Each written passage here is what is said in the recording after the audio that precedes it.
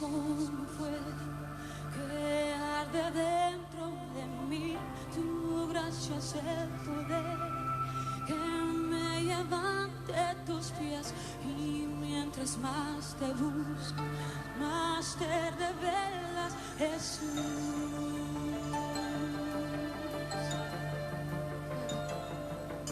Fuego santo, mantén ardiendo con pasión y temor de Dios.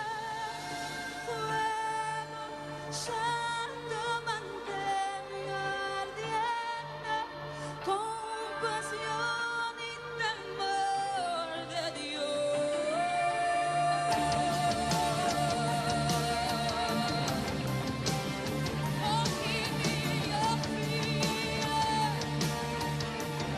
Cantamos tu amor, tu amor.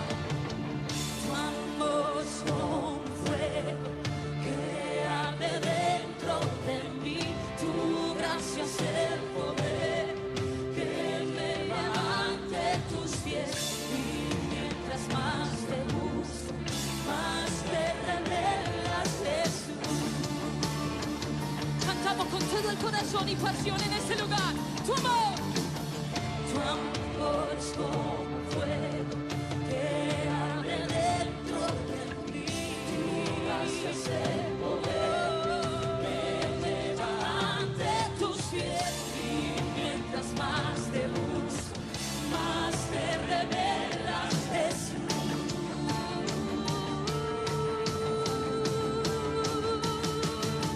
Fuego santo, mantén ardiendo con pasión y temor de Dios.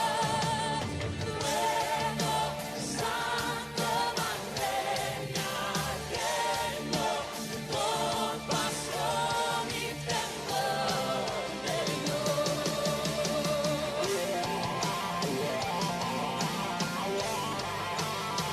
Que su temor santo venga a su vida en este lugar. Vamos todo el mundo con sus manos arriba.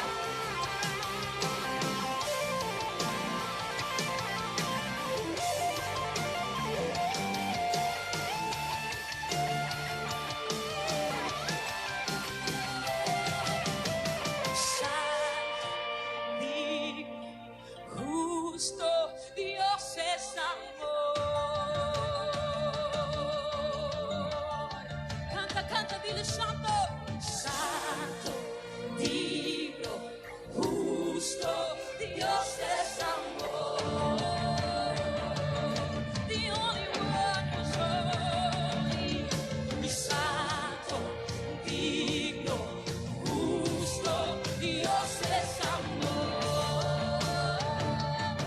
Santo, santo, santo, santo, digno, justo, mi Dios es amor.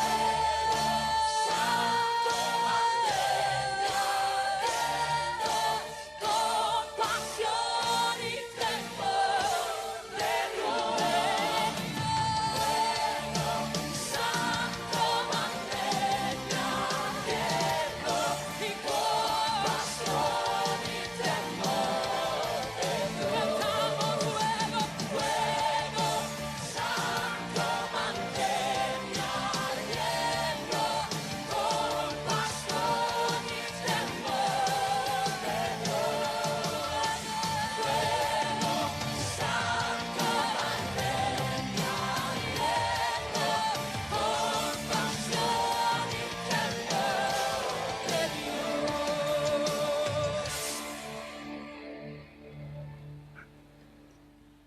Bendiciones, jóvenes, qué bueno es estar con ustedes reunidos este martes. Hoy estaremos cerrando la serie de la santidad en el servicio. Hemos visto muchos puntos y características de la santidad, el servicio, la conducta. Hemos visto el propósito de la santidad, hemos visto qué es santidad, hemos visto en el campo en que la santidad se debe mostrar, que hablamos que la santidad de cada uno personal se debe a prepararse, pero también a realizar la tarea por la cual está siendo preparado y discipulado. Y en el día de hoy, para cerrar la serie, bueno, cuando hablamos de algo que es eterno, cuando hablamos de la santidad que es eterna, porque viene y nace del Padre, hay muchas cosas que podríamos hablar y podríamos interiorizarnos sobre ella, pero en esta ocasión, para cerrar, porque ya el día domingo estaremos en la celebración de Pentecostés, así que ya hasta junio no estaremos reunidos como reunión juvenil, sino que estaremos reunidos en la cadena. Así que como que cerramos hasta acá, y aparte en el propósito de esta enseñanza, de esta serie, era justamente para Pentecostés. ¿Se recuerdan cuando tuvimos el debate de la santidad en el servicio allá en mayo, cuando empezaba mayo? En abril. En abril, ya veníamos ya hace un mes y medio más o menos con la santidad. Ahí hablamos de que íbamos a ministrar un poco más de un mes la santidad, porque era justamente el camino que preparaba a Pentecostés. Y les enseñé que de Pascua a Pentecostés hay 50 días que se separan, y que justamente eran 50 pasos desde el altar hasta el lugar santísimo, en donde el sumo sacerdote caminaba en el tabernáculo en una sola vez al año, en el día del perdón, donde entraba al lugar santísimo, donde la gloria de Dios se presentaba y se manifestaba. Entonces entendimos de parte del Señor que eran días y semanas de preparación. No solamente fue en las reuniones juveniles, sino que fue en el ministerio. Si usted prestó atención a las enseñanzas del ministerio, a las ministraciones que el Señor nos guió, todas fueron preparativas, todas fueron buscando los corazones interesados. Y justamente se recuerda del martes pasado, cuando abrí la reunión, la enseñanza, yo le dije: el Señor me habló, y no se lo voy a decir porque el que quiere saber, que se prepare. El que realmente quiere conocer lo que Dios quiere dar, que esté preparado porque Dios lo pidió y no porque solamente va a encontrar una respuesta o un beneficio.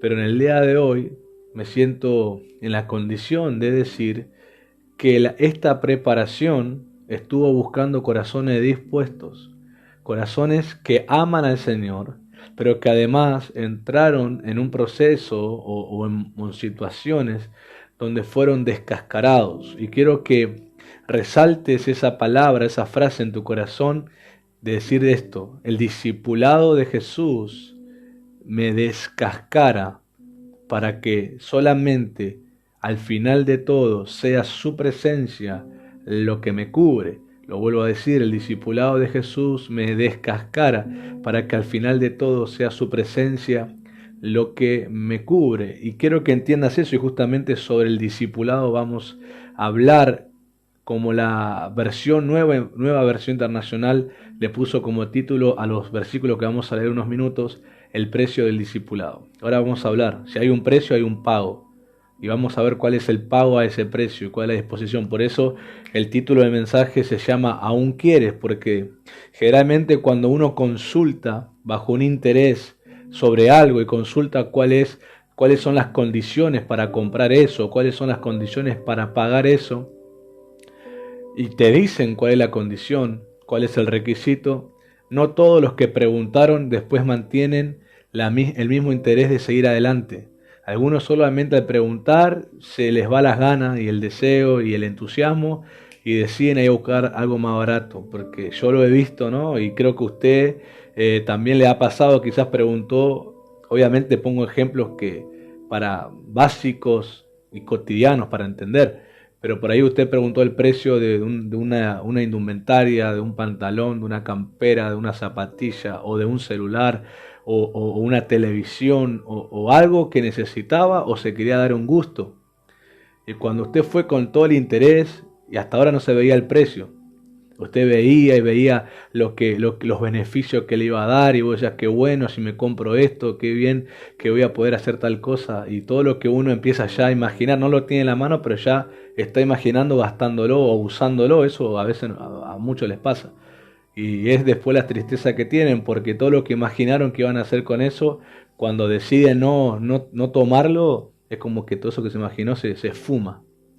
Y usted se acerca y pregunta al que está ofreciendo y le pregunta cuál es la condición de pago, cómo consigo esto, y la persona le dice, sin ningún tipo de miedo, le dice porque la intención de la persona es darlo, por eso está ofrecido, es darlo. El interesado pregunta. Pasa que después usted cuando se enteró cómo debía pagar eso, o cuánto tiempo le iba a involucrar estar pagando eso, muchos se van hacia atrás y dicen gracias, pero se van hacia atrás. Preguntaron como muchos más, pero no todos los que preguntan terminan tomando lo que preguntaron.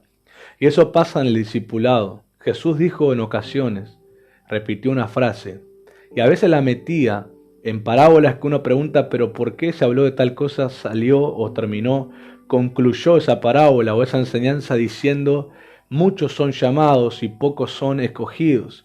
Y una vez me pasó de leer y encontré esa frase en medio de una parábola que no entendí qué hacía esa palabra o esa frase en esa parábola, porque cuando vos la lees parecía que no tenía nada que ver.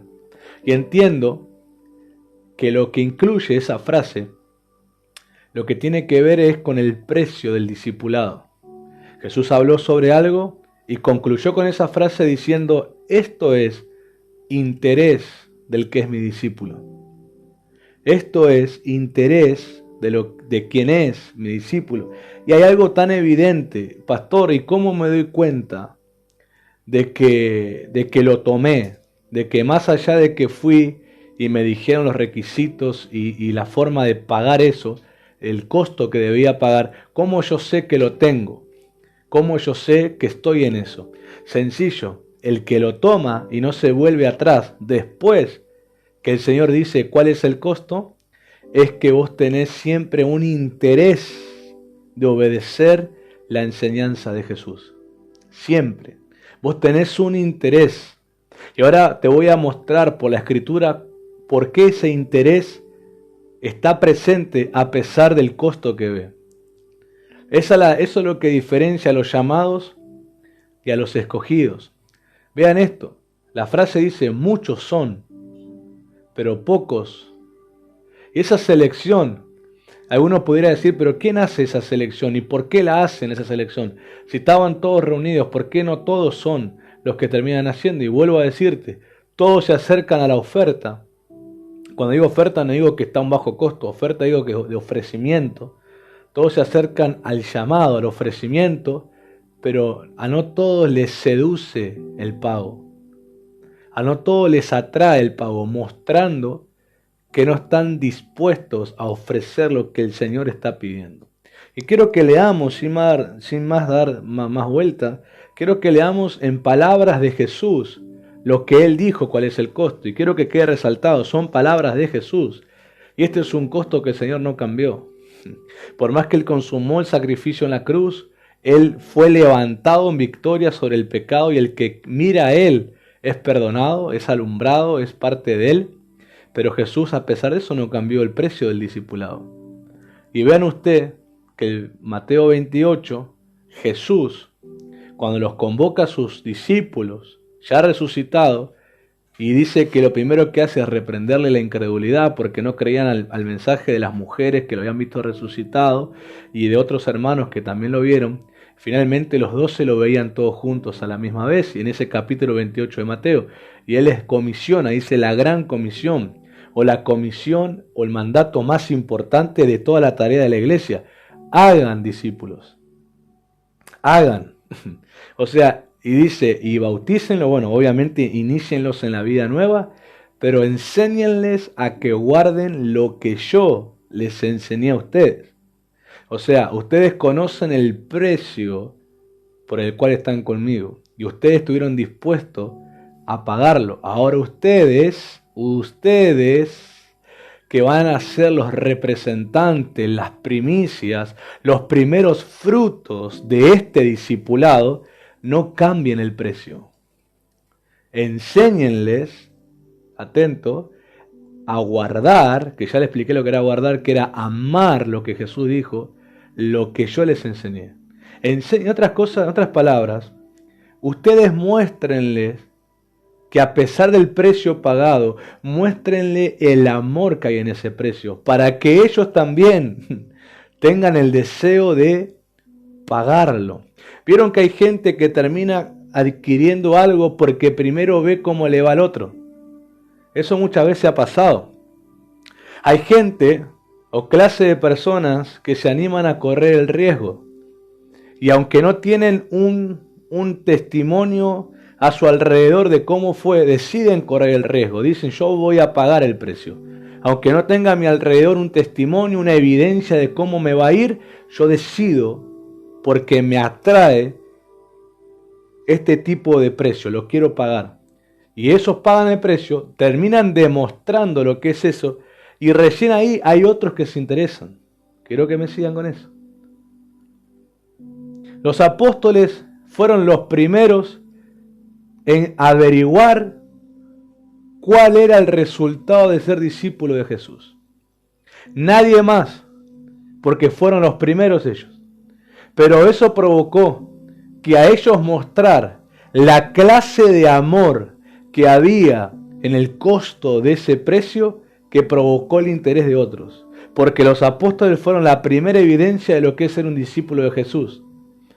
Vieron todos el precio pagado, pero también vieron el resultado de ese precio. Y eso provocó el interés de otros. Y nosotros venimos en esa lista. Nosotros estamos viendo que previo a nuestra conversión, previo a nuestra relación con Jesús, hay gente que debiera mostrarnos el amor que hay al pagar ese precio. A mí no me van a cambiar el precio. A mí me dicen, si vos querés ser discípulo de Jesús, tenés que pagar el precio que todos pagamos, que ahora se lo voy a decir cuál es, pero te quiero mostrar la evidencia que hay al pagar ese precio. Quiero que veas y con ese testimonio de evidencia elijas. Y eso es algo que a todos, espero por lo menos, que usted, como yo, hayamos tenido buenos ejemplos de discípulos de Jesús, que nos mostraron el valor de pagar el precio. Que no importa el pago del precio, que no importa lo que te va a costar, que vale totalmente la pena. Me gustaría saber que el que me está oyendo en esta hora me diga, yo tengo buenos ejemplos. Yo sé que tengo. Y no me diga buenos ejemplos por sentimentalismo o porque a usted le gustaría creer que sí. Dígamelo de verdad. Si usted tiene, dígalo.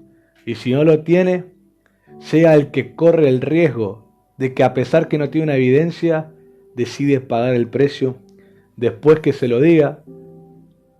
Y el título, usted mismo le responderá, si aún lo querés.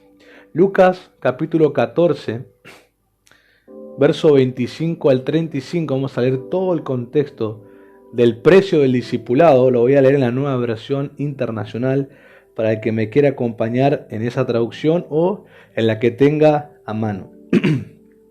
Dice así: grandes multitudes seguían a Jesús, y él se volvió y les dijo: si alguno viene a mí y no sacrifica el amor a su padre y a su madre, a su esposa y a sus hijos, a sus hermanos y a sus hermanas, y aún a su propia vida, no puede ser mi discípulo. Primer punto, sacrifica el amor. No quiere decir que dejas de amar, sino que ofreces renunciar a la influencia total de esas relaciones por encima de Cristo, poniendo a Cristo como la principal y fuente de relación que te influencia para tomar decisiones. Lo primero que haces, yo veo acá, en estos primeros versículos, veo la misma petición del Padre sobre Abraham. Dame lo que más amás, dame a tu único. Porque todos nosotros tendremos un solo padre y una sola madre de sangre en la vida. Por más que alguien nos adopte, por más que alguien nos ame como un hijo, sabemos que en la vida tendremos a un solo padre y una sola madre de sangre. Aunque Dios nos da su paternidad y también nos da padres espirituales que son totalmente beneficiosos para nuestra fe y nuestra vida y contención y todo lo bueno que te dan. Pero hablando de la relación sanguínea natural, tendremos un solo padre y una sola madre. Tendremos los hermanos que tenemos y nada más. Y tenemos una única vida en esta tierra. Por eso incluye el tu único, como le dijo Dios a Abraham. Recuerden que Abraham tenía otro llamado Ismael, pero Dios le dijo tu único a Isaac. Y conocemos el recorrido de 3 días de Abraham al monte, donde estuvo dispuesto a ofrecerlo y al instante de a punto de hacerlo, que Dios lo frena y Dios recompensa y hace pacto con Abraham. Entonces yo veo el mismo trato. Vean que saltamos del antiguo al nuevo y veo a Dios probando lo mismo. Porque hay cosas del antiguo que muchos confunden al antiguo ligado a la ley. Como que todo el antiguo tiene que ver con la ley y como que algunos lo dejan de leer porque lo arrancan. Si estamos en el nuevo pacto, ya el antiguo no hay que leerlo. Pero lo que yo veo es que en el antiguo hay un hombre llamado Abraham. Es más, en quien Dios hace el pacto y a su descendencia, que es Israel. Y veo que la misma prueba, el mismo pago de precio que le pide Dios a Abraham, es el mismo que Jesús, su Hijo, hace al que lo quiere seguir. Sacrifica el amor por lo único que tenés. Sacrifica el amor. Amén. El que no lo haga, dice, no puede ser mi discípulos. Entendiendo esto, porque Jesús dijo de Abraham, que Abraham vio sus días y se alegró. En otras palabras, Abraham, por estar dispuesto a sacrificar el amor de su Hijo, su único, se volvió un discípulo de Jesús, aunque Jesús todavía no se había revelado. Qué tremendo es cuando vos estás dispuesto a obedecer a Dios en cosas que no tienen precedentes en tu familia. Atento, que no tiene precedente en tu familia, que no tiene precedente en tu sangre, que no tiene precedente en nadie más que vos conozcas. Es una petición especial de Dios sobre tu vida y que vos lo estés dispuesto a obedecer porque lo amás más a Él que a lo que te está pidiendo y que por eso vos puedas disfrutar de beneficios que aún todavía no se han revelado a mucha gente. Eso se llama los pioneros, los precursores, los que hacen cosas adelantados en el tiempo, que todavía no es una revelación mundial o total a toda la iglesia, pero que ya es una revelación para ellos, porque cuando vino la prueba sin precedentes, ellos no esperaron tener una evidencia de alguien más para creer, sino que al saber que era de Dios, amaron eso. Por eso tenemos hombres y mujeres que hicieron cosas y que fueron acusados de todo tipo. Así lo mismo que trataban a Jesús. Los trataban de Belcebú, de brujos, de hacer sanidades a través del diablo, de echar fuera demonios, de una manera equivocada, de que las lenguas que hablaban. Esa gente que fue atacada en ese tiempo porque tan adelantado el tiempo, hoy serían celebradas porque hoy se volvió una revelación mundial, pero en su tiempo era una revelación de precursores, de que muy poca gente lo tenía. Y los que no tenían la revelación los acusaban y los persiguieron y a muchos mataron y a muchos se entregaron al poder judicial y los trataron de un montón de cosas. Pero miles de años después, o algunos cientos, o algunas décadas nomás, Dios le mostró a la iglesia que lo que esos hombres y mujeres hicieron era una revelación de Él. Abraham, cientos de años antes de que Jesús se encarnara y viniera a la tierra como el Hijo de Dios, ya era discípulo de Él. Porque Él se atrevió a obedecer lo que no tenía precedente todavía. Lo que Dios todavía a nadie había pedido. Qué bonito es, qué bonito es. Que Dios te vea, te tome como discípulo. O te haga la prueba del discípulo, a ver si te convertís en un discípulo de Él. Y te pida algo sin precedente. ¿Qué significa sin precedente? Que vos no tenés la evidencia de que alguien más le haya pedido eso. Que es algo personal. Que es algo totalmente personal. Y si vos estás dispuesto a decir que sí y lo haces, vas a poder ser discípulo de Él y tener una revelación de Él que por ahí otros todavía no tengan y que pueda funcionar en Él de una manera que otros todavía no lo conocen y que puedas tener una unción de Él que otros todavía no saben que existe esa clase de unción. Pero ¿sabes por qué lo vas a poder hacer y por qué Dios te lo va a confiar? Aunque te va a costar posiblemente crítica y murmuración y persecución de tus hermanos que no entienden eso todavía. O de alguien. No, generalmente tus hermanos, porque la gente de afuera no se puede criticar esas cosas. Los de adentro, que se piensan que saben o que conocen ya a Dios en todo, se pueden criticar lo que ellos todavía no conocen. Pero ¿sabes por qué Dios te lo da a pesar de eso, de esa burla o de esa vergüenza que ellos te van a querer tratar? Es porque vos mostraste que lo amás más a Él. Y Dios sabe que vas a seguir amándolo a Él, a pesar de las burlas y demás. Sigamos, nos detuvimos solamente en eso. Sigamos. Y el que no carga su cruz y me sigue no puede ser mi discípulo. Acá lo que incluye Jesús es el que no quiera ser tratado como yo. Vemos el primero, donde vemos un amor carnal sacrificado para que nazca un amor espiritual.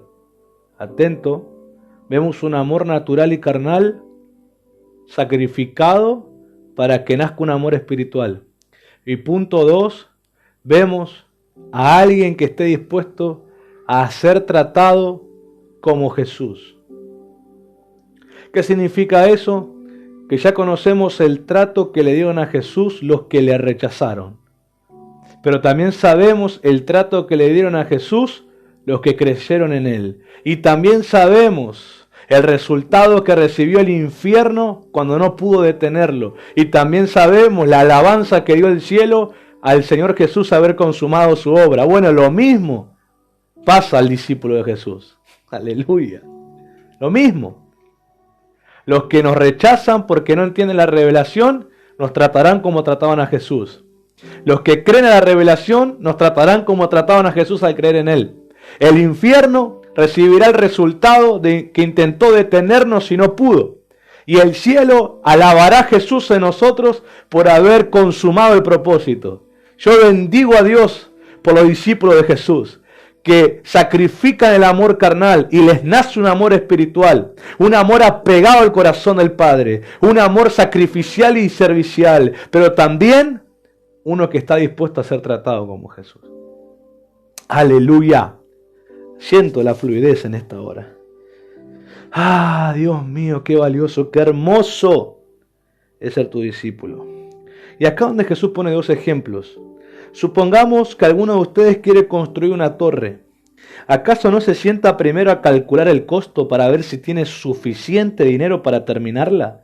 Si echa los cimientos y no puede terminarla, todos los que la vean comenzarán a burlarse de él y dirán: este hombre ya no pudo terminar lo que comenzó a construir. Resalten eso, no pudo terminar. O supongamos que un rey está a punto de ir a la guerra contra otro rey. ¿Acaso no se sienta primero a calcular si con 10.000 hombres puede enfrentarse al que viene contra él con 20.000? Si no puede, enviará una delegación mientras el otro está todavía lejos para pedir condiciones de paz. De la misma manera, cualquiera de ustedes que no renuncie a todos sus bienes no puede ser mi discípulo. La sal es buena, pero si se vuelve insípida, ¿cómo recuperará el sabor? No sirve ni para la tierra ni para el abono, hay que tirarla fuera. El que tenga oídos para oír, que oiga. Y como te expliqué esa frase muchas veces, el que puede oírlo tiene que obedecerlo. Ahora, ¿vieron cómo Jesús hay cosas que habla y a veces te mete ejemplos que vos entendés qué quieren decir? Vemos que viene hablando del discipulado y hasta ahí entendemos el precio, todo lo demás. Pero ¿por qué mete ese ejemplo de la torre? Ese ejemplo de la guerra. Y dice, de la misma manera, concluye él. O sea, diciendo, no es que le dije algo y ahora salta otra cosa. Lo que le dije, que no sería bueno que alguien que planifica construir una torre no calcule si le alcanza y que después que empieza no puede terminar. Como tampoco es bueno que el que vaya a la guerra no sepa si con lo que tiene va a poder enfrentar con aquel que lo supera, de la misma manera el que no sacrifica, el que no renuncia a todos sus bienes no puede ser mi discípulo. Y vos decís, ¿qué tiene que ver la torre y la guerra con sacrificar los bienes? No estoy entendiendo ahí. Lo que el Señor nos quiere decir, por lo menos lo que yo entendí, es que el que no está dispuesto,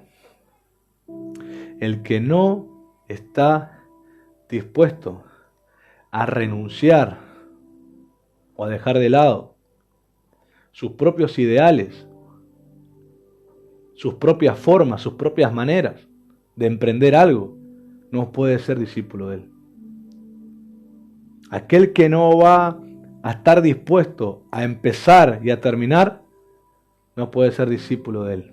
Aquel que no está dispuesto a romper los planos que uno tenía para su propia vida y aprender a construir en los planos que el Señor revela, no puede ser. Entonces vemos amor de la carne sacrificado para que nazca un amor espiritual. Vemos a uno que está dispuesto a ser tratado como Jesús. Y vemos también que está dispuesto a romper sus propias planificaciones y diseños personales para tomar el que el Señor le diga. Entonces acá ya entramos. No sé cuántos minutos vamos, 30 minutos ya. Acá es donde entramos al embudo, a la conclusión. Acá donde entramos a la importancia de tener, esto es lo que te acabo de hablar estos minutos, es cuando vos preguntás. Es cuando vos preguntás, ¿y cómo se hace? ¿Y cómo se paga? ¿Y cómo lo consigo? ¿Y cómo lo adquiero? Bueno, todo lo que te hablé estos minutos es la respuesta a tu pregunta. Y ahí es donde viene el título. A pesar de esto, seguís queriéndolo. Cuando te digo sacrificar el amor carnal para que te nazca un amor espiritual, ¿estás dispuesto? Bueno, pasemos al segundo requisito. ¿Estás dispuesto a ser tratado como Jesús? Y no te enfoques solo en la gloria, enfócate en el sufrimiento también. Enfócate en el sufrimiento, porque algunos se enfocan en la gloria y después se desilusionan cuando pasan por los sufrimientos y piensan que el Padre los abandonó. Dice, si estás dispuesto a pasar lo mismo que Jesús, a ser tratado como Jesús, que los que no creen que cargas una revelación de Dios, que los que no creen que lo que haces es de parte de Dios y te rechazan y te traten como te traten, también a aceptar que los que crean sean parte de ese proyecto. Y también ver que el infierno reciba la derrota por haber permanecido fiel a lo que Dios te llamó, y que el cielo alabe a Jesús a través de tu vida porque consumaste la obra. Si vos estás dispuesto, ok, sigamos al último. El último punto es rompe tu propio diseño de vida. Rompe tu propio diseño de vida. Rompe ese papel donde planificaste tus años, donde planificaste lo que ibas a hacer. Y todo eso tiene que ver con un ideal y un deseo tuyo. Rompelo para que pueda bajar el del cielo. Porque si vos llegás al primero, ok, amo a Jesús y renuncio a ese amor carnal.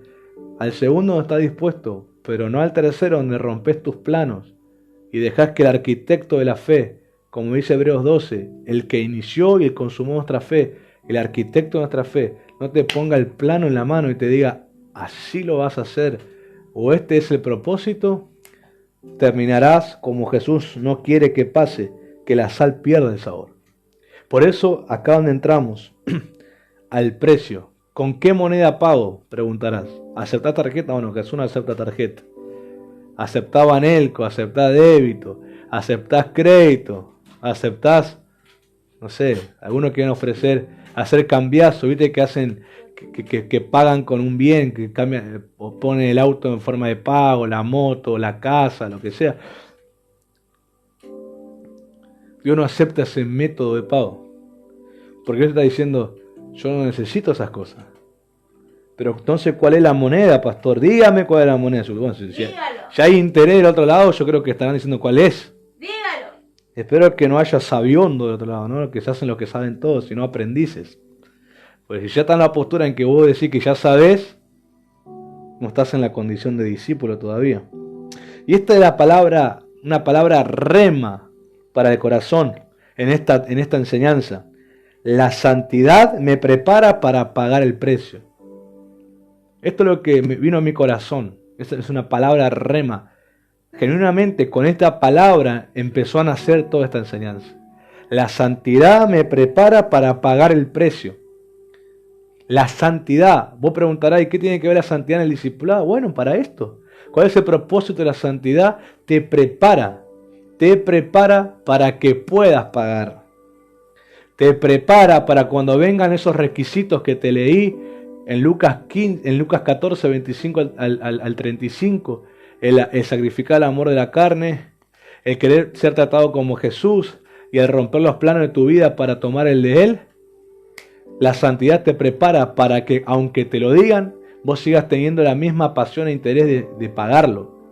Y que sepas que esa consagración, y que sepas que esa dedicación, y que sepas que esa inversión que Dios te pide, te hace pagar el precio total. Te hace pagar las tres partes. Ninguna te queda en deuda, ninguna te queda debiendo. Cada vez y en cada tiempo que avanzás en tu caminar con Jesús, no estás deudor de ninguna de las tres. Seguís teniendo un amor espiritual, seguís siendo tratado como Jesús y seguís con los planos rotos para que Cristo te diga cómo construir la vida. ¿Por qué? Porque la santidad te sigue preparando para pagar el precio. El día que te apartás y dejás la santidad que Dios espera de tu vida y de la mía, es el día donde nos volvemos deudores en alguna de estas tres partes. Usted entiende que la palabra redención, la cual es la que nos da a nosotros la salvación, esa palabra redención significa precio pagado. Es más, el grito de Jesús en la cruz, cuando Él dice consumado es, esa palabra, su significado es el precio ha sido pagado. Y quiero que veas que en tanto aquel que recibió el castigo de nuestra paz, como el beneficio que vino a nosotros por creer en Él, ambos es un pago total. Ninguno quedó en deuda. ¿Por qué? Porque Jesús se preparó y fue consagrado para pagar el precio.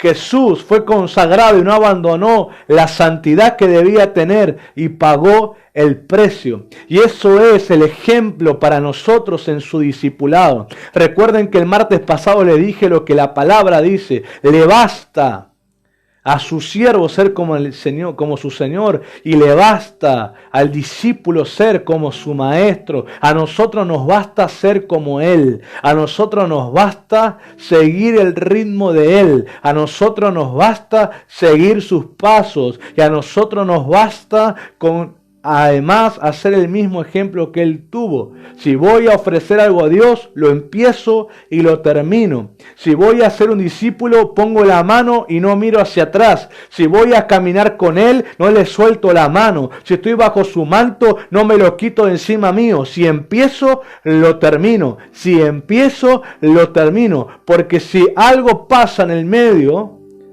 es una sal que pierde el sabor. Y es justamente lo que Jesús le dice y advierte antes que alguien diga, yo quiero ser tu discípulo. Él muestra el final, la conclusión. Él dice, no quiero que ninguno al que estoy preparándolo para hacer sal se pierda su sabor. No quiero que ninguno, por eso quiero que ustedes sepan muy bien lo que es ser discípulo. Esto no es un juego, esto no es emocional, no es que solamente los sigo por los milagros, solamente los sigo por los panes y los peces, porque no van a ser siempre los milagros lo que me sostengan en Él, no siempre van a ser las liberaciones lo que me sostengan de Él, no siempre van a ser los dones lo que me sostengan en Él. Lo que me va a sostener en Él es que esos tres puntos estén pagados: un amor carnal crucificado para que tenga un amor espiritual, un deseo pasional de ser tratado como Él y una arquitectura mía rota para caminar con su arquitectura. Si esos tres siguen latiendo en mí por la santidad, entonces jamás perderé la sal, entonces jamás la luz en mí se apagará, entonces cumpliré el propósito por el cual Dios me llamó, no solamente a salvación, a ser un representante de Jesús en la tierra, y en el área. Miren, rápidamente me tomo unos minutos nada más para decir esto. Yo soy una persona que como ministro me interesa mucho ver en redes sociales ciertas personas que hablan de la fe y que obviamente tienen muchos seguidores en redes sociales, porque veo que mucha gente se prende a sus vivos y a sus publicaciones, y hay miles de gente que le escribe y muchos son de compartir lo que leen o los que están escuchando. Muy pocos son los que por ahí le contradicen. Pero estuve encontrando y le preguntaba al Señor. Yo tengo un temor por el Señor en que en ocasiones no quiero juzgar lo que no entiendo. Porque digo, por ahí yo tengo una revelación que yo no tengo. Y no quiero inmediatamente decir eso no es de Dios y ponerme en un juicio. Entonces le decía al Señor, yo no entiendo. Digo, yo entiendo que cada uno tiene un llamado. Y ese llamado te apasiona tanto donde vos decís, yo soy humano, un día voy a morir. Necesito a gente igual de dispuesta como yo para continuar con esto. Que esto no se termine cuando yo muera, que la gente lo siga aunque yo no esté vivo. Y entiendo que en esa pasión uno pide y dice, Señor, dame más gente, dame más discípulos, dame más gente que pueda continuar esto, porque si un día me muero, no sé si me moriré de viejo, si moriré joven, si moriré a mediana edad, no lo sé, pero en un momento me iré. Y yo no puedo darme el lujo de no haber preparado gente que siga con la cosecha. Entiendo que en esa pasión muchos hablen de lo que Dios los llamó, pero no puedo entender o que nos olvidemos que aunque Dios me llamó para eso y es legítimo lo que estoy haciendo y es legítimo la gente que estoy preparando en la fe en esa tarea, pero yo no puedo ponerme a ver que las demás tareas no son, o que las demás tareas hay que dejarlas porque no son tan importantes como la que estoy haciendo yo. Y veo que aunque muchos tienen amor y tienen humildad, veo ese grado de humanidad donde muchos cerran. Porque claro que cuando vos estás cumpliendo, quiero que resaltes esto, cuando vos estás cumpliendo el llamado de Dios, claro que Dios te va a poner con gente que necesita de tu llamado. Claro que te vas a encontrar con gente que necesitan el don espiritual, la unción que tenés, el fruto y sobre todo la experiencia con el Señor. Claro, si por eso estás caminando en obediencia, no te vas a topar con gente que no tiene nada que ver. Te vas a topar con gente que necesita ese grado de cobertura. Pero ¿por qué pensar que porque me topo con gente que necesitan ser alcanzados por el Señor a través de un llamado que tengo, por qué entonces me pongo a dudar de los demás llamados y decir yo me encontré con fulano y lo tuve que ministrar porque me parece innecesario lo que todos los demás hacen, porque siguen haciendo sus cosas? Esta persona hablaba de la intercesión, de la adoración. Yo entiendo que están como en una postura de reformadores. Y entiendo que hay cosas que quieren cambiar o reformar. Y entiendo que hay una religión que absorbió gente. Y entiendo que hay gente que hace cosas por comodidad y no por revelación. Lo tengo clarísimo. Sé que hay gente que está en iglesias por comodidad y no por revelación. Que van a esa iglesia porque les queda cerca de la casa. O porque su familia un tiempo fue ahí. O por lo que sea. Y no por revelación. Entiendo que hay gente en ese grado de comodidad y religión. Pero no significa que no haya legitimidad en muchas cosas que se hacen. Entonces yo quiero que vos seas un discípulo de Jesús. Porque todos lo tenemos que ser, porque Cristo es la cabeza de la iglesia. Pero entendés que el gobierno de Jesús está representado en los 5 ministerios. Él mismo lo constituyó. Ninguno está anulado. Todos son legítimos. Y son legítimos los que son llamados a hacer ese ministerio. Y son legítimos los que están haciendo un don. Y es legítimo porque por algo Dios se los da. Pero quiero que discernas que también están los cómodos. Están los que les gusta o los que ven la espectacularidad que produce ser obediente a Dios y entonces quieren ser parte. Y en eso tenemos que ver que son los que perjudican la tarea, porque son gente que no están bajo revelación, no están dispuestos a sacrificar el amor de la carne, no están dispuestos a ser tratados como somos tratados y tampoco están dispuestos a romper los diseños personales. Entonces claramente van a ser malos representantes. Por favor, eso hasta pasa en cualquier empresa, pasa en lugares donde se trabaja. El que no está comprometido se vuelve un mal representante de lo que está siendo presentado. Cristo no es una empresa, obviamente, pero te pongo ejemplo que a la hora de representar, el que no está comprometido representa mal. Entonces, yo les pido a ustedes que con temor y temblor yo les ministro y con una reverencia al Señor les ministro. Y jamás me pongo a anular los servicios de nadie. Que usted no caiga en esa clase de influencias, por más que tengan 2.000, 5.000, 30.000, 40.000 seguidores. Que usted aprenda a discernir los frutos y aprenda a discernir lo que viene de Dios o lo que viene de la persona porque piensa eso. Por favor le pido. No quiero que usted sea una sal que termine insípida. Porque tenemos que entender que en la mente de Cristo están los 5 ministerios y que Dios te direcciona a un lugar que representa su gracia en esa diversidad, ya que Pedro llama la multiforme gracia, lo representa en esa diversidad que Dios te pone ahí porque te quiere preparar de esa manera, y amemos eso, abracemos eso, pero no pongámonos a criticar lo que otros están siendo preparados.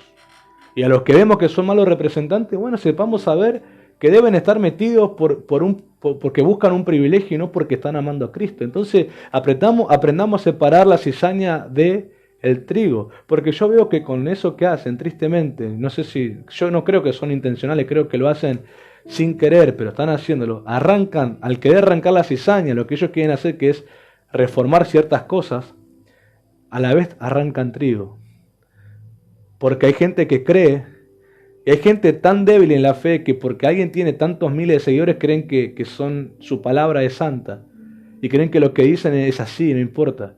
Por eso, oí y discerní a Cristo, para sepas que cuando es Cristo hablando en alguien y cuando es la persona hablando de lo que piensa. Amén. Por eso la santidad, quiero volver a esto, la santidad me prepara para pagar el precio. En otras palabras, cuando estás viviendo en la santidad que Dios te llamó, que es el propósito específico que Dios te llamó y es la formación que estás teniendo, mientras vos la mantengas en tu vida, esa utilidad, vos vas a estar pagando las 3 partes. Vas a estar totalmente pagado lo que Dios te está pidiendo. Entonces, quiero que resaltes algo. ¿Por qué es importante eso? ¿Por qué se paga con santidad? ¿Por qué se paga con lo que te dije? Porque Dios quiere que cuando uno emprenda el discipulado, uno lo empiece y lo termine. Y el día que lo terminamos, es el día, como muchos dicen, nos egresamos. Morimos y nos vamos a la eternidad. O Cristo viene por la iglesia. Pero hasta que eso no pase, yo tengo que seguir con la santidad sobre mi cabeza, pagando y no estando en deuda en ninguna parte con el Señor.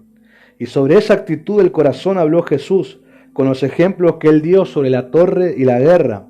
No podemos emprender algo en donde pasemos después la vergüenza de dejarlo. Tenemos que mostrar que realmente estamos comprometidos y entonces lo hacemos. ¿Por qué? Porque entonces cuando yo miro y medito, cuando me dicen este es el precio a pagar, y después de saberlo, sigo presente en mi corazón el pagarlo, entonces lo tengo que hacer. Entonces está listo para ser discípulo. Y entonces, ¿cuál es la intención? ¿Cuál es la intención de estar dispuesto a pagar el precio?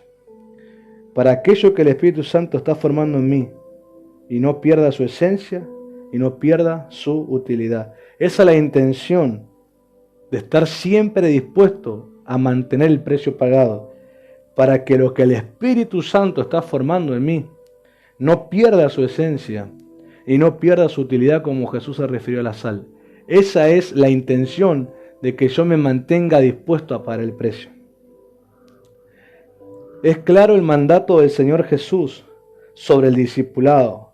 Estar dispuesto a pagar el precio con la santidad, no abandonar la enseñanza y no perder la utilidad que nos confió. Lo vuelvo a decir, el mandato de Jesús sobre el discipulado es claro: a mantener la santidad con la que pago el precio, a no abandonar la enseñanza que Él me da y a no perder la utilidad que me confió. Y pregunto, ¿aún querés todavía? Te va a costar todo aquello que quiere cambiarte el aroma, el sabor y la forma que Jesús te quiere dar. Ese es lo que te va a costar. Todo aquello que quiera cambiar tu aroma, que quiera cambiar la esencia y que quiera cambiar la forma que Jesús te quiere dar. Eso por más que vos lo quieras ver bonito, debe ser sacrificado por amor a Cristo. Eso, que viene a cambiarte el aroma, la santidad, que viene a cambiarte tu conducta y que viene a cambiarte la vida que Jesús está formando, eso que viene a atentar con esa formación, yo debo sacrificarlo. Debo sacrificarlo. Y quiero que pongas la adoración. Hay una adoración que quiero que oigamos y que quiero que prestemos atención. Yo no sé, pero yo he disfrutado esto. Es bueno tener presente lo que se me pide para ser discípulo. Espero que lo hayas tenido presente y hayas resaltado lo importante. El discipulado de Jesús me descascara hasta que llegue al punto donde su presencia sea lo que me cubra. La santidad me prepara para pagar el precio. Sacrificar el amor carnal para que nazca el amor espiritual. Estar dispuesto a ser tratado como Jesús fue tratado por los que no creyeron, por los que le creyeron, cómo el infierno fue derrotado y cómo el cielo alabó a Jesús. Y tercero en eso, romper la arquitectura que yo quiero tener, romper el propio diseño personal y recibir el del cielo. Pero cuando recibís el diseño del cielo sobre tu vida, es cuando realmente podés estar en santidad. Es cuando sabés para qué te preparás. Es la respuesta a esas preguntas del por qué estoy acá, hacia dónde voy, en qué me preparo. Esa clase de preguntas, que es una pregunta que a toda la humanidad se le presenta cuando están en la formación de vida. Preguntan qué hago, para qué estoy acá, hacia dónde voy, en qué me voy a preparar. La palabra del Señor la responde cuando te cae el diseño del cielo. Cuando te viene el propósito de Dios específico, es cuando esas preguntas son respondidas. Es cuando no tenés una crisis existencial. Es cuando entonces sabés que hay una eternidad sobre tu vida. Y quiero adelantarte solamente una sola palabra. Que el sábado 22, cuando nos veamos, vamos a hablar sobre el propósito en la vida de cada uno. Y es esto.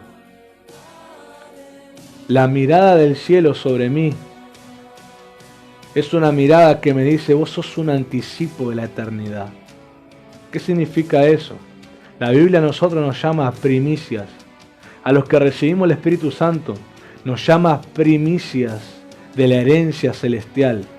La gente que me ve debe ver un adelanto de la eternidad con Dios. Atento, por favor, présteme atención. La gente que me ve en la fe, sea de la iglesia o no vayan a la iglesia, están viendo en mí, por lo menos desde la intención que Dios tiene en cada hijo de Él, es que vean un anticipo de lo que es una eternidad con Dios, de lo que es una eternidad en relación con Dios, de lo que es una eternidad de alabanza al Señor, de lo que es una eternidad de adoración a Él, de lo que es una eternidad de obediencia fiel a Él, de lo que es una eternidad de habernos negado a nosotros mismos para poder vivir en Él. Eso es la intención del cielo en la fe que tenemos, que la gente vea qué evidencia hay de una eternidad con Dios. ¿Por qué? Porque los que no creen ya nos están mostrando un anticipo del infierno. Los que no creen nos están mostrando un anticipo de la vida que se lleva sin Dios. Y aún los que asisten a la iglesia pero no obedecen la palabra, sino que se siguen amando a sí mismos, siguen amando las cosas que poseen, siguen queriendo hacer siguen queriendo ser los propios arquitectos de su vida y pasar por alto la voluntad de Dios. No quieren ser tratados como Jesús. Esa gente también nos muestra un anticipo del infierno, porque el infierno es algo que es la ausencia eterna de Dios, donde Dios no está. Pero, si creo en Él, sacrifico el amor de la carne, nace el amor del Espíritu, amo y deseo ser tratado como Él en todos los ámbitos, y rompo con los diseños personales y recibo el de Él, entonces mostraré un anticipo del cielo. entonces mostrará un anticipo de lo que es la eternidad con el Padre, con el Hijo y con el Espíritu Santo. Y los dones claramente estarán presentes, y los frutos claramente serán vistos, y la unción estará fresca sobre mi cabeza, y la corona de santidad la llevaré legítimamente sobre mí, y el manto de alegría estará sobre mí, el aceite de gozo estará sobre mí, y caminaré en la victoria de mi Señor, siguiendo las huellas de Él, porque siguiendo la dirección donde Él va, es entonces donde tengo la victoria. Y es más, te digo algo, el que no sigue a Jesús no puede estar donde Él está. El que no sigue a Jesús no puede estar donde Él está. El Señor le dijo a sus discípulos en forma de consolación, les dijo: donde yo voy, ustedes por ahora no pueden ir, pero voy a prepararles morada. Voy a prepararles lugar, porque muchas moradas hay en la casa de mi Padre. Y si no hubiera, se lo hubiera dicho, pero como hay, yo volveré a buscarlos. Eso es justamente el resultado de ser su discípulo. ¿Cuál es? Que donde Él esté, yo pueda estar también. Que donde Él fue, yo también pueda ir también. Que lo que Él heredó, yo también lo pueda heredar. Pues Romanos capítulo 8 me dice que si soy el hijo juntamente con Jesús,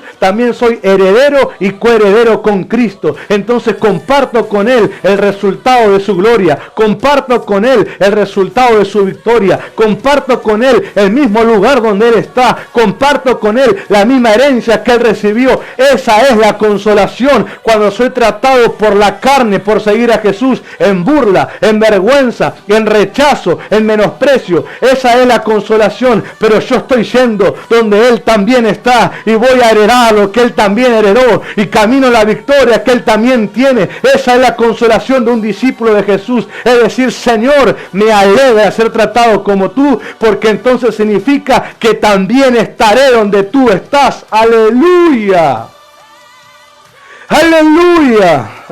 Debe ser esto una pasión para tu alma. Debe ser esto una consolación cuando la gente no quiere creer a lo que cargas de Dios.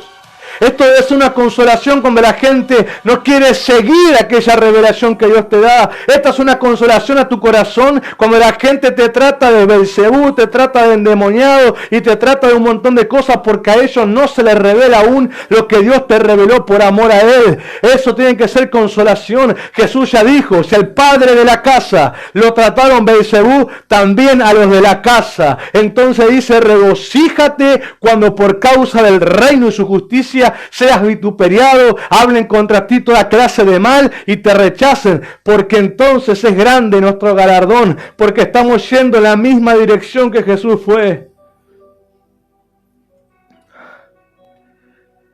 La santidad jamás se disipe de tu cabeza, porque es la que te prepara a pagar el precio, a que nunca dejes de amar, de seguirlo a Jesús, a que nunca dejes de amarlo en el Espíritu, a que nunca dejes de apasionarte a ser tratado como Él, y a que nunca dejes de seguir caminando en sus diseños y en su revelación.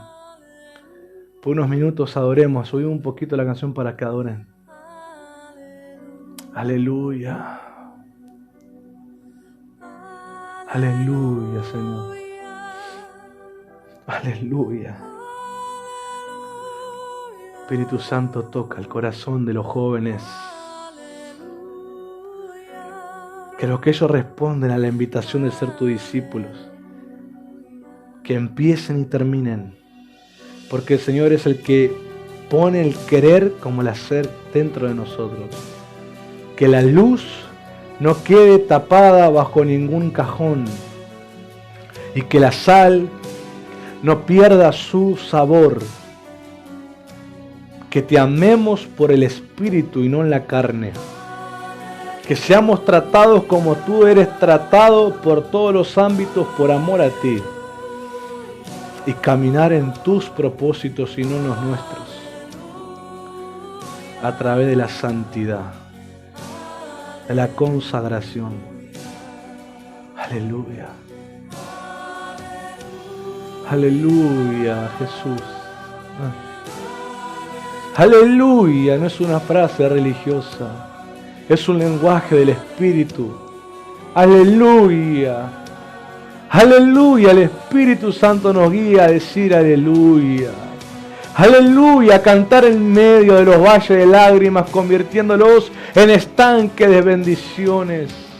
Diciendo aleluya en los campos que pasamos de sombra y de muerte, porque hay una mesa de honra y un aceite fresco que se derrama. Diciendo aleluya en las batallas, porque la victoria es del Señor. Diciendo aleluya en la enfermedad, porque la sanidad es del Señor. Diciendo aleluya en los malos momentos, porque la consolación es del Señor. Diciendo aleluya en medio de palabras que hablan mal, chismeando, criticando, murmurando, mintiendo, porque somos bienaventurados. Siempre el Espíritu Santo nos hace decir aleluya en medio de cualquier circunstancia, porque vemos a Dios no dejándonos solos, sino que dándonos una razón por la cual alabarlo a Él. Aleluya, aleluya, aleluya, aleluya, Señor. Hoy sube un aleluya, hoy sube un aleluya como un cántico de guerra. Hoy sube un aleluya diciendo mi vida es de Cristo y yo tengo en mí la vida de Cristo. Es un aleluya diciendo yo no regreso atrás. Es un aleluya diciendo yo no miro hacia atrás. Es un aleluya diciendo yo no dejo, no quito la mano del servicio al Señor. Es un aleluya diciendo no me quito el yugo de Cristo sobre mí. Es un aleluya diciendo con Cristo estoy crucificado, pero con Cristo he sido resucitado. Es un aleluya que dice yo no regreso atrás, yo no regreso a la vieja vida, yo mantengo el rumbo que el Espíritu Santo me está guiando. Es un aleluya que confirma soy hijo de Dios por siempre y para siempre. Es un aleluya que dice yo no dejaré de ser discípulo del Maestro de Jesús. Es un aleluya que dice yo no cambiaré los diseños del cielo por lo de la tierra. Es un aleluya que dice yo cargo con la herencia dentro mío. Aleluya, aleluya, aleluya, aleluya, aleluya. Ah, Jesús. Te damos gracias, Señor. Y quiero que te quede esta palabra. Salmo 32, 8 dice, el Señor dice, yo te instruiré, yo te mostraré el camino que debes seguir, yo te daré consejos y velaré por ti. Salmo 32, 8. La Reina Valera dice, sobre ti fijaré mis ojos. Camina sabiendo que el Señor te trae consejos, instrucciones, y Él velará sobre nosotros. Él vigilará sobre nosotros, porque no se duerme el que guarda a Israel, no se duerme el que guarda a la iglesia de Cristo. Que Dios te bendiga, jóvenes. Cerramos esta serie. Yo creo que esta palabra ha sido preciosa. Mañana miércoles, bajame un poquito de volumen. Mañana miércoles, 7 de la tarde, reunión general. Jueves, 7 de la tarde, oración profética. Viernes, clamor de medianoche. Y el sábado, jóvenes, este sábado 22, a las 3 de la tarde nos reunimos, acuérdense. Y el domingo, 11 de la mañana, empezamos la cadena de Pentecostés, listos para recibir lo que Dios tiene preparado. Que Dios te bendiga. Nos despedimos alabando el nombre del Señor Jesús. Bendiciones.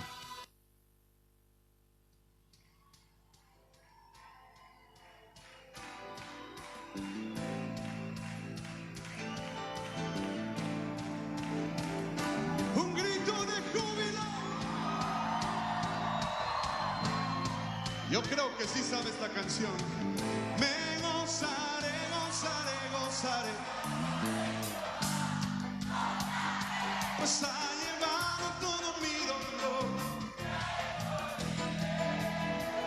Me gozaré.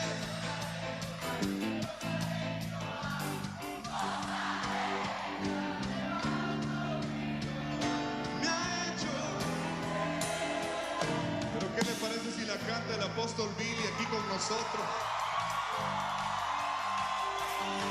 Así como en los viejos tiempos. Sacuda a alguien, vamos. Si algunos caben aquí, véngase. A ver, allá atrás un grito de júbilo.